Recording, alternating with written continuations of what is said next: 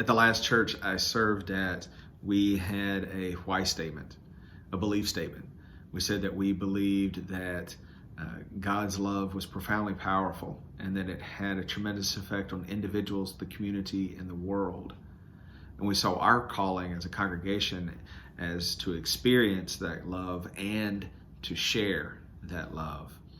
And chapter 15 of Luke's Gospel is about the extravagance of God's love, the abundance of God's love, the overwhelming fact that God's love is unconditional. It's not only unconditional, it actually seeks those that we might think are unlovable.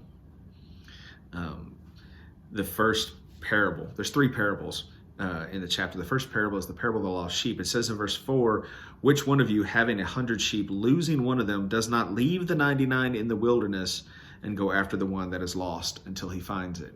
Which one of you does this? Well, the answer to that is none. If you're a shepherd and all you have is 100 sheep, you don't leave 99 unprotected in the wilderness. The majority of your inventory, the majority of your stock, you don't leave that in the wilderness to go hunting one. You just write off the loss, right? And that's the point of the story, that God's economy doesn't work like our economy. God doesn't write off losses. God seeks the lost.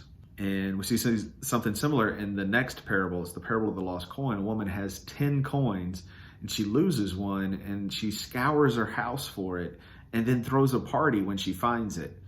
Now, if you lose some change in the couch cushions, you might look for it that day, or it might be 6 months down the line before you get around to randomly searching through the couch cushions looking for change because you need a quarter to go to Aldi or something like that.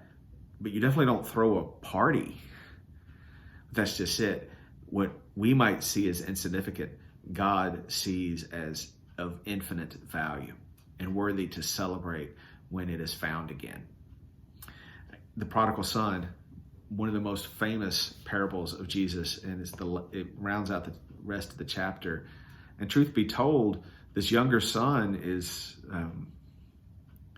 he's really not nice. By asking for the inheritance early, he's saying he wished his father was dead. And then when he squanders it and comes back, his dad throws a party for him, totally undeserving of it.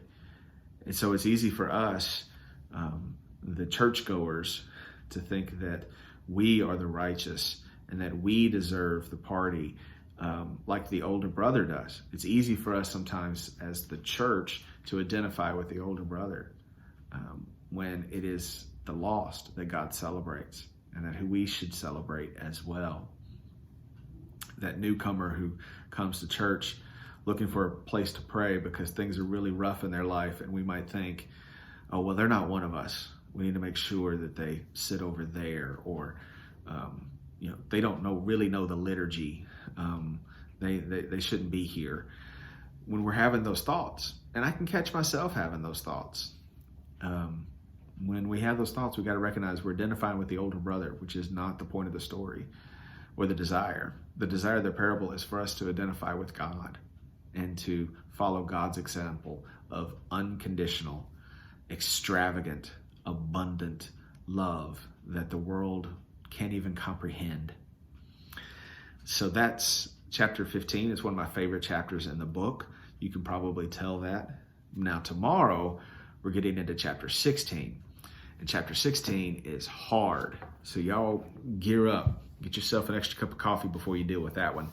And we'll be looking at chapter 16 tomorrow.